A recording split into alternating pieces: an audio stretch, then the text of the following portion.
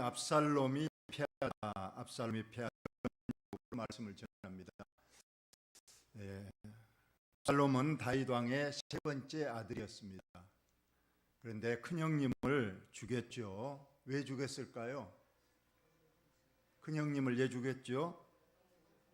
자기의 친여동생을 강간했기 때문에 복수심으로 큰형님을 죽였습니다. 둘째 형님은 일찍 죽었습니다. 그래서 이제 다음 왕위는 이제 압살롬이 될 수밖에 없는 그런 상황인데요. 그런데 이 압살롬은 너무 이 명예 권소욕이 지나쳐서 그때를 못 참고 일찌감치 그냥 반란을 깼습니다. 그래서 백성들의 마음을 훔치고 이제 자기 편을 많이 만들어 놨다가 드디어 반기를 들었습니다. 군사를 일으켜 반란을 일으키니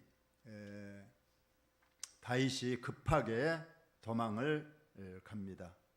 그 도망을 간 그 상황이 우리가 이 앞전에 본 대로 다윗이 감람 산길로 올라갈 때 그의 머리를 그가 가리고 맨발로 신발도 못 신고 머리도 못 다듬고 그냥 혼비백산에서 도망갑니다. 그와 함께 가는 모든 백성들도 각각 자기의 머리를 가리며 울며 올라갔다.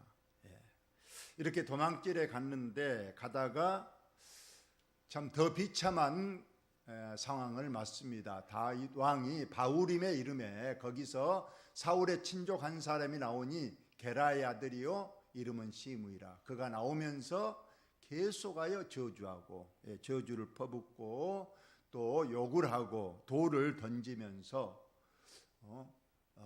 이렇게 다윗을 아주 비참한 지경으로 몰고 갑니다. 이제 예루살렘 왕궁은 아들 압살롬이 차지해 버렸고 이제 다윗은 요단강을 건너서 요단 동편 마하나임이라는 곳까지 도망을 갔습니다. 이때 압살롬의 군대가 추격에 왔습니다. 이제 전쟁은 불가피하게 되었습니다. 이제 한 명이 죽어야 됩니다. 그래야 전쟁이 끝나죠.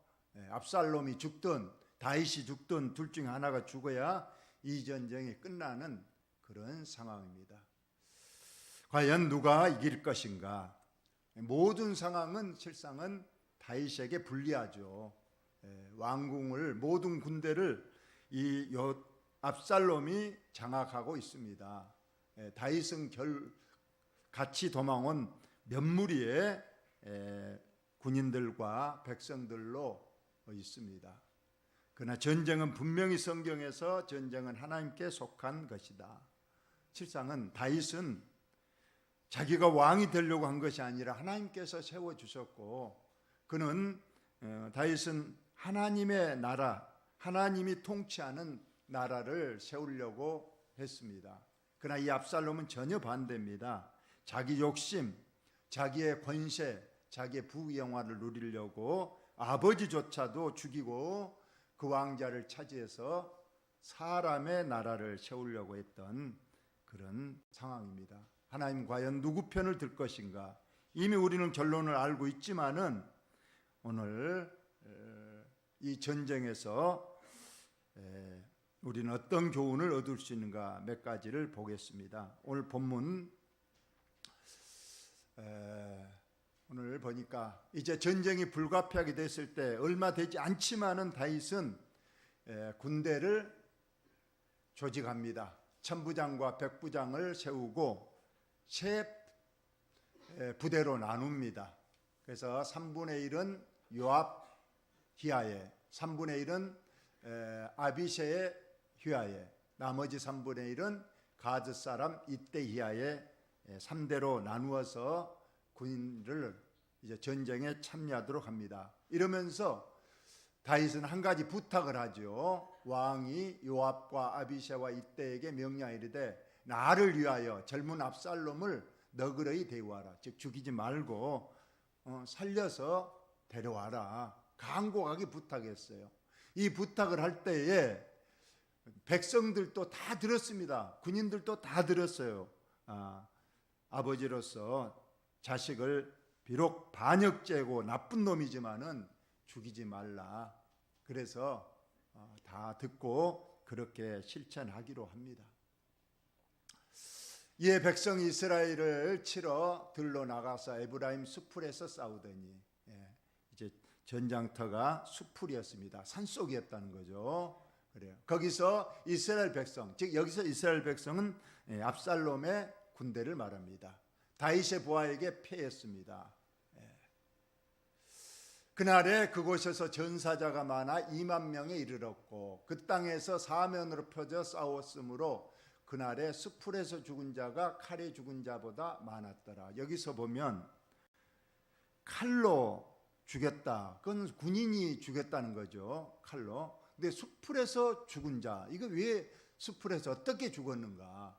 분명히 사람 간의 싸움으로 죽은 자는 칼에 죽은 자인데 여기서 수풀에 죽은 자는 원인 이유가 없습니다. 이것이 바로 하나님께서 하나님의 방법으로 이제 압살롬의 군인을 패하게 하는 그런 내용이 되겠습니다. 하나님께서는 결국 전쟁에 개입하셔서 사람의 나라를 세우려고 하는 압살롬보다 비록 큰 죄를 지었지만은 그래도 회개하고 지금 불리한 상황이 있지만은 하나님을 의지하는 다윗이 세운 하나님 나라를 건설하는 다윗을 이제 하나님이 사랑하셔서 전쟁에 개입해서 이기게 하신 그런 내용입니다. 과연 압살롬이 이제 결국은 군인이 몇 명 죽고 안 죽고가 전쟁의 승패가 아니고 결국은 압살롬이 죽느냐 다윗이 죽느냐 둘 중에 하나가 죽어야 전쟁이 끝나는 겁니다. 압살롬이 다윗의 부하들과 마주치니라 했습니다. 드디어 이제 압살롬이 다윗의 부하들과 마주쳤습니다. 그런데 압살롬이 노새를 탔다. 그 당시에 이제 주로 말은 없고 노새를 타는데 도망을 갑니다. 압살롬이 노새를 타고 도망가는데 그 노새가 큰 상수리나무 번성한 가지 아래로 지나갑니다. 지나가는데 압살롬의 머리가 그 상수리나무에 걸림에 그가 공중과 그 땅 사이에 달리고 그가 탔던 노새는 그 아래로 빠져나간지라. 머리가 상수리나무 가지에 걸리니까 노새는 그것도 모르고 그냥 쏜살같이 가니까 압살롬만 공중에 지금 대롱대롱 매달린 격이 된 겁니다. 우리들 같으면요 머리에 이제 걸릴 것이 없겠지만은 이 압살롬은 머리가 길었던 사람이에요. 옛날 우리 선조들처럼 갓을 쓰려면 머리를 길게 기르고 이렇게 뭐 상투를 틀고 했잖아요. 근데 이 사무엘하 14장에 보면 이 압살롬의 머리가 아주 길었다고 돼 있어요. 그래서 그 머리를 1년에 한 번씩 깎는데 그 깎은 머리를 저울에 달아봤더니 20세겔, 지금으로 말하면 약 2.5kg. 머리 그 자른 머리만 달아봐도 1년에 한 번씩 2.5kg가 나올 정도로 머리가 아주 길고 아주 윤기가 나고, 그래서 압살롬은 아주 외모가 출중했다고 기록하고 있잖아요. 키도 크고 외모가 출중하고 그 중에서도 머리가 아주 많은 사람이 부러워할 정도로 숱도 많고 그런 머리였다. 지금도 보면 머리 스타일이 그 사람의 그 외모를 많이 결정하잖아요. 우리 교회는 이런 말 해도 뭐 대머리가 다행히 없어서 근데 머리가 많이 빠지고 그러면 나이도 많이 들어 보이고 그렇습니다. 그런데 이 압살롬은 머리가 길었다는 거예요. 그런데 오늘 그 머리 때문에 결국은 자기가 죽게 됐다는 거예요. 남한테 참 내세울 만한 그 좋은 머리가 결국은 그를 상수리 나무에 매달리게 하고 죽음을 자초하는 그런 내용입니다. 실상은 이 상수리 나무에 왜 걸렸겠어요? 이것도 하나님의 개입입니다. 그래요. 거기에 하나님께서 상수리 나무 아래로 지나가게 한 그걸 매달게 하는 겁니다. 아마 압살롬은 대롱대롱 할 때 자기 머리를 원망했을 거예요. 차라리 머리가 짧았더라면 이런 일이 없었을 건데 내 그 좋은 머리가 결국은 이 상수리 나무에 걸려서 나를 죽게 하는구나. 옛날에 이솝 우화에 보면 그런 내용이 나옵니다. 사슴이 아주 멋진 뿔이 났어요. 그러니까 모든 그 동물들이 부러워합니다. 저 멋진 저 사슴의 뿔 얼마나 멋있냐 하고 칭찬을 하고 하니까 이 사슴이 교만해가지고 그렇지 내 뿔이 이렇게 멋지고 좋은데 하면서 의시되는 거예요. 근데 이제 호랭이가 나타났어요. 그러자 모든 짐승들이 다 빠르게 숲속으로 도망가는 거예요. 그러니까 사슴도 숲속으로 도망갔는데 이 뿔이 그냥 나무에 걸리고 막 걸리니까 도망을 못 가잖아요.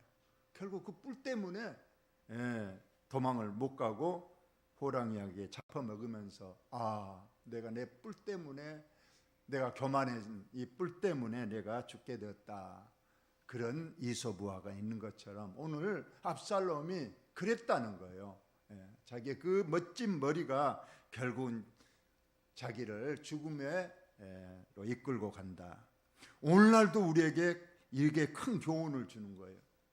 우리에게 하나님께서는 많은 것을 주잖아요. 남보다 더 많은 건강을 받은 사람도 있고, 남보다 더 많은 재산을 받은 사람도 있고, 나보다 많은 지식을 내가 받은 사람도 있는 거예요. 그것을 잘 활용하면 큰 복이 되겠죠. 더 그걸 통해서 하나님께 영광을 돌린다면 더 얼마나 좋겠습니까? 그런데 우리 인간의 본성이 그렇지 않습니다. 이것 가지고 첫째는 교만하기 쉽습니다. 내가 이런 사람이다. 남이 안 가진 걸 내가 가진 이런 사람이다. 그리고 그걸 가지고 꼭 좋은 뜻에 쓴 것이 아니라 죄짓는 데 씁니다. 돈 많은 사람이 그 돈 가지고 유흥에 빠지고 더 건강 힘 있는 걸 가지고 다 범죄로 그렇게 나가는 것을 우리가 봅니다. 좋은 지혜를 받았으면 그걸 얼마나 남을 도울 수 있고 얼마나 좋은 일을 할 수 있습니까? 그런데 그걸로 꼭 남을 사기치고 남의 물건을 빼앗고 그런데 하는 사람도 있다는 거예요. 여러분, 저와 여러분에게 주신 하나님 앞에 받은 귀한 것, 남보다 조금 더한 것 있다면 그 절대 교만하지 마시고 하나님께 영광을 돌리는데 잘 활용하셔서 축복이 되시기를 예수님의 이름으로 축원을 드립니다. 이제 꼼짝없이 죽게 됐습니다. 이때 한 사람이 보았습니다. 이 한 사람은 바로 다윗의 희하에 있는 군인이었습니다. 보고 요압에게 가서 말했습니다. 내가 보니 압살롬이 지금 상수나무에 달롱달롱 지금 매달려 있습니다. 말했더니 이 요압이 그 사람에게 말합니다. 봤으면 그 자리에서 칼로 죽이지 왜 그냥 왔느냐. 너가 칼로 죽이고 왔으면 너에게 큰 상을 주었을 거다. 너에게 은 10개, 은 10개면 엄청난 돈입니다. 또 띠아나, 이 띠아나는 건 군대의 계급을 말하는 거예요. 너의 계급을 높여주었을 것인데 너 왜 그 보고만 오고 그냥 왔느냐 이렇게 물어보는 거예요. 그러자 이 사람이 대답합니다. 그 사람이 요압에게 대답하되 내가 내 손에 은 1000개를 받는다 할지라도 나는 왕의 아들에게 손을 대지 아니하겠나이다. 우리가 들었거니와 다윗 왕이 분명히 당신하고 아비새 이때 세 사람에게 명령하지 않았습니까? 젊은 압살롬을 너그러이 죽이지 말고 살려서 데려오라 분명히 말했는데 그래서 나는 그 말 지키려고 죽이지 않고 당신에게 알리러 왔는데 하고 말하는 거예요. 근데 요압은 지금 왜 안 죽이고 왔느냐고 하다가 결국 아무 일도 이거 좀 보고 온 사람이 계속해서 말하는 내용입니다. 아무 일도 왕 앞에는 숨길 수 없나니 내가 만일 거역해서 그 압살롬을 죽여버렸더라면 당신도 나를 대적하였으리이다 하니. 그래서 나는 절대 죽이지 않고 다윗 왕의 분명한 지시가 있었기 때문에 죽이지 않고 내가 당신에게 구하러 왔습니다. 요압이 말합니다. 난 너와 같이 지체할 수 없다. 나 지금 그런 말할 자격이 없다. 안 죽이고 온 걸 지금 서운하게 생각한 거예요. 죽이고 왔으면 지금 큰 상을 줄 건데. 그러면서 자로 손에 작은 창 셋을 가지고 와서 상수리 나무한테 가보니까 정말로 거기 매달려 있는 거예요. 근데 아직 죽지 않고 살아 있는 거예요. 분명히 다윗 왕이 그렇게 살려서 데려오라 했는데 결국은 압살롬이 심장을 찔러버립니다. 그러자 옆에 있는 또 요압의 군인 10명도 합세해서 에워싸고 압살롬을 죽여버렸다. 여러분, 여기에서 이 요압이라는 사람 참 모략꾼입니다. 성경에서 보면 충성심은 있어요. 다윗에게 충성심은 있지만은 그는 감탄고토, 즉 달면 삼키고 쓰면 내뱉는. 그래서 다윗이 명령하면 명령대로 지켜야 되는데 그러지 않은 거예요. 압살롬을 살려주면 틀림없이 나중에 또 그것이 빌미가 되고 문제가 될 수 있으니까 죽여버린 게 낫겠다. 즉 다윗 왕의 명령보다 자기의 생각, 자기의 잘못된 충성심이 더 우월한 겁니다. 나중에 요압이 보면 더 많은 사람을 죽입니다. 자기 마음에 맞으면 무조건 죽이는 거예요. 이제 열왕기상 2장에 가보면 다윗이 죽을 때 유언을 합니다. 여러분, 유언은 중요하잖아요. 중요한 말을 하게 돼 있는데 다윗의 유언이 뭐였냐? 이 요압을 그때까지도 살아 있었어요. 그리고 요직을 거칩니다. 주로 군대에 오늘날 말하면 국방부 장관을 쭉 하고 있는데 다윗 장군이 말하기를 요압을 살려주지 말라. 그는 너무 많은 피를 흘렸고 특히 내 말을 따르지 않고 자기의 뜻대로 한 사람이다. 비록 충성심은 있었지만은 자기 생각을 앞세운 사람이니 그를 죽이라. 이러한 마지막 유언을 남기게 되는 그런 사람입니다. 오늘 우리는 압살롬이 결국 반역에서 피하고 다윗이 승리하고 다시 예루살렘으로 복귀해서 왕자를 이어나가는데 앞전에도 말했지만 이 모든 일들은 결국은 다윗이 그 엄청난 죄에 순식간에 이루어진 그 간음죄와 살인죄로 인하여 이 모든 일이 발단이 됐다는 걸 다윗은 절실히 느꼈어요. 그리고 절실히 회개하고 그리고 이제 그 이후에는 절대로 다윗이 어떠한 하나님 앞에 범죄함도 없이 오직 믿음으로 살았기 때문에 하나님께서는 그 믿음을 보시고 최종적으로는 이 세상의 모든 사람들 중에 내 마음에 가장 합한 사람, 내 마음에 가장 마음에 드는 사람이다. 이렇게 말씀했습니다. 우리에게도 주는 교훈이 큽니다. 저와 여러분도 믿음 생활하면서 실수도 하고 또 많은 잘못도 또 죄도 저질렀습니다. 드러나지 않는 죄도 많이 있을 거예요. 만약 이 목사인 저도 아마 목사된 이후, 저도 목사된 지가 이제 20년이 넘었는데 목사된 이후에 모든 행동을 다 비디오로 찍어놨다가 여기다가 쫙 틀어주면 여러분들이 우리 목사님이 참 대단하다 뭐 그런 광경도 조금 있을지 모르겠지만 실망스러운 일이 너무 많을 거예요. 우리 목사님이 어떻게 저런 일을 다 하신가. 그렇다고 해서 내가 뭐 큰 잘못을 저질렀다는 소리는 아니지만은 모든 사람이 다 하나님 앞에 그 비디오를 싹 찍어 놓으면 우리 신북수 원로 장로님 우리 교회에서 참 믿음이 가장 좋고 참 가장 순탄하게 오셨는데 신장로님 모든 일거수일투족도 다 여기 찍어서 올린다면 뭐 어쩔까요?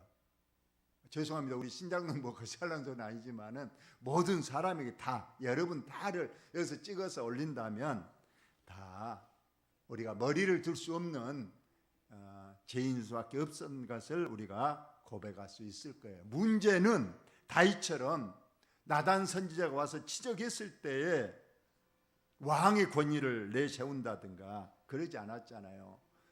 나단 선지자 앞에 무릎을 꿇고 내가 범죄했습니다, 내가 잘못했습니다 하면서 정말로 진실한 회개를 하니까 하나님께서 이제 이것을 끝으로 모든 이제 다윗의 가정에 또 나라에 우환이 없게 하시고 하나님께서 적극적으로 돌봐주시고 축복하십니다. 여러분에게도 앞으로 모든 지난 과거는 다 회개로 이제 다 정리되고 앞으로 남은 여생은 오로지 믿음으로, 오로지 오늘 오전에 설교한 것처럼 3대 사명을 잘 완수해 나가는 우리 모두 되시기를 예수님의 이름으로 축원을 드립니다.